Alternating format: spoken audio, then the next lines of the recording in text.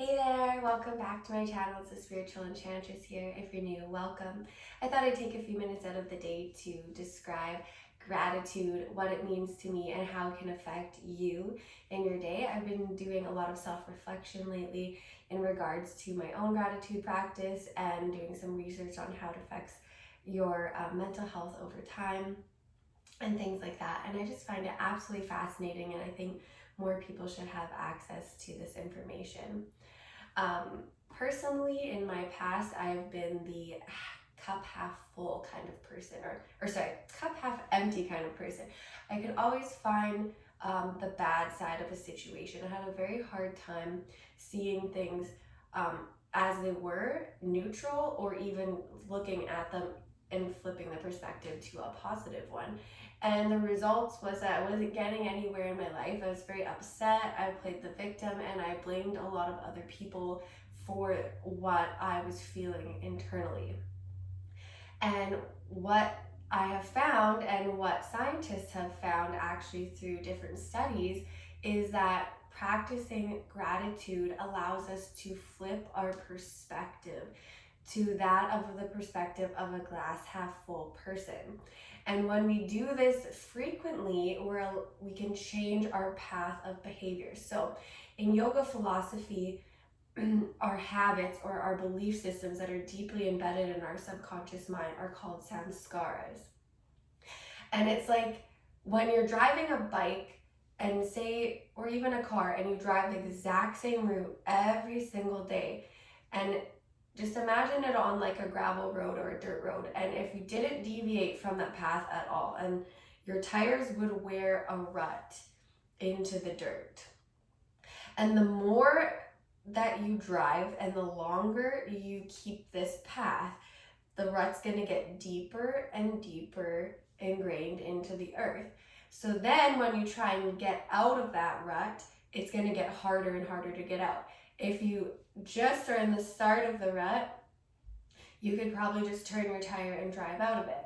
But if you're deep in the rut and the rut's coming up higher beside your tires, then if you try and turn your tire, you're just going to get stuck. Eventually, you're probably going to have to get off the bike, manually pick it out of the rut, and move on. And that's the way our belief systems work. The longer you entertain a thought, the more ingrained it's going to become in your mind. And that goes for a negative belief and a positive belief. So the longer you've been entertaining these negative thoughts, the longer it's going to take to work through that and get into that positive rut, which is fine. What they found doing these studies is they had a control group of people who didn't journal, and these are people who had mental health issues and struggled with depression.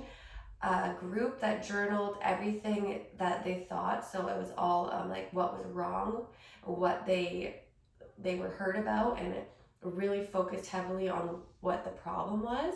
And then the other group focused heavily on gratitude, and they had to write about flipping the perspective and writing it from a place of what there was to be grateful for. And what they found was that the group that wrote about what there was to be grateful for experienced increased periods of happiness, joy, and acceptance for themselves, even long into the future, months after the journaling exercise had ended.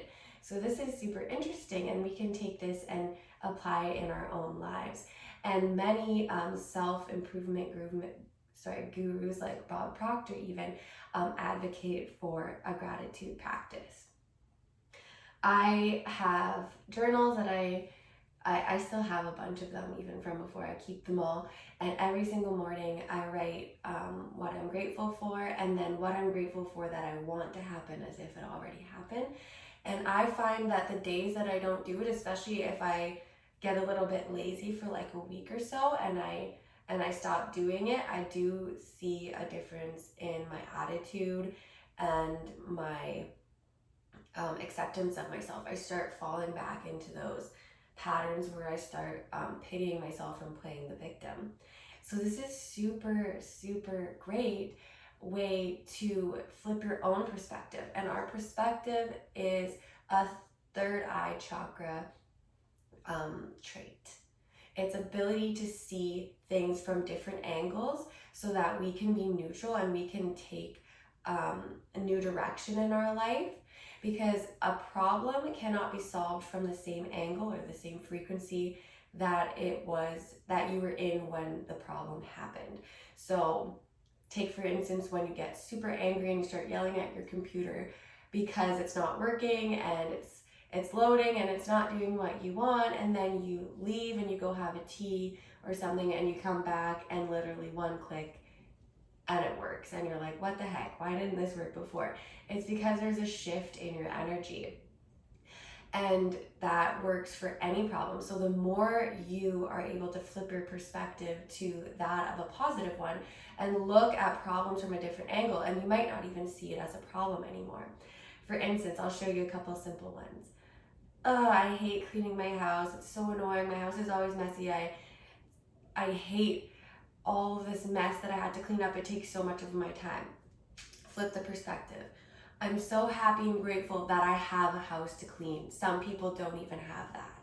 I'm so happy and grateful for the warm shelter that provides me safety and security to lay my head down and be safe when I sleep at night. It gives me a place to cook food for my family and keep my items out of the rain and wind. Such a different way to look at it. Oh, I hate all these dirty dishes. I really don't like doing the dishes. Other perspective. Yay, I have dishes to do. That means I have the money to put food on the table for my family and to nourish my body with healthy food. There's so many different ways to look at things. Now, when this comes to maybe your personal life, within a relationship, this can really change the dynamic between a husband and wife, a mother and son, a best friend, and etc. When you stop looking at everything that they're doing wrong, ooh, they left their socks on the floor, and start writing out all the things that they're doing right, you might realize, wow, I really was picking up on things that didn't really matter and they don't make a difference, and these things that they're doing right are so much more important than the few things they're doing wrong. Now, of course, that's not going to be everybody. Some people might have a very long, or they may have a very short list of anything that they're doing right for you, and in that case, you might want to assess that relationship. But in a lot of cases, you find just how innocent this person is and how much we're putting pressure on them to meet our own needs because we're dissatisfied with ourselves. That's just my really quick rundown on gratitude and the effect that it can have on your life. It has drastically changed my career path, the way I talk to myself, my internal chatter, my relationships, and even my my material abundance has gone way up since I started practicing this. And I was able to buy a house and start saving for my child's education and all these things that I would have never thought in my early 20s. And I really hope that you can take this and apply it in your own life. The reason I've been doing so much research on gratitude this month is we started a gratitude box, and I'll just show you a couple of the things in it. And everything in here works towards your gratitude. So first things first, like I said, writing out your gratitude is really helpful rather than just saying it in your head, although you can do that too, but I would really suggest writing it out. So this box contains a moon journal, and it has a lot of room for self-reflection, but it also shows information on how to manifest with the moon. It has different affirmations and self-reflection for different stages of the moon cycles. It's a super nice hardcover journal. And then there is a couture pen. It has little gems in it, and it has interchangeable charms that go with it. There's a gratitude candle.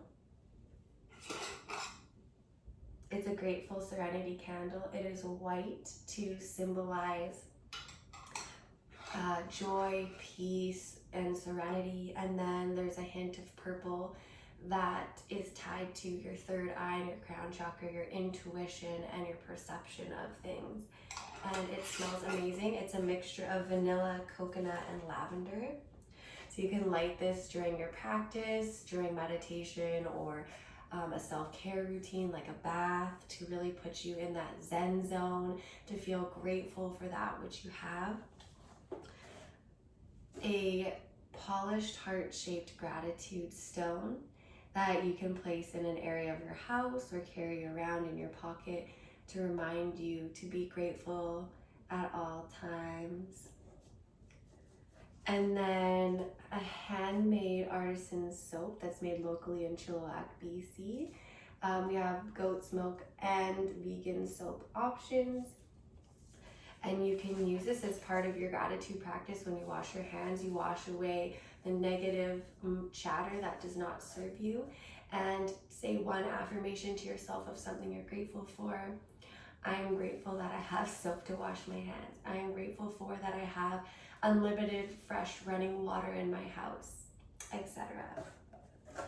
You can get that on our website in our monthly subscription box, and I will link that below for you.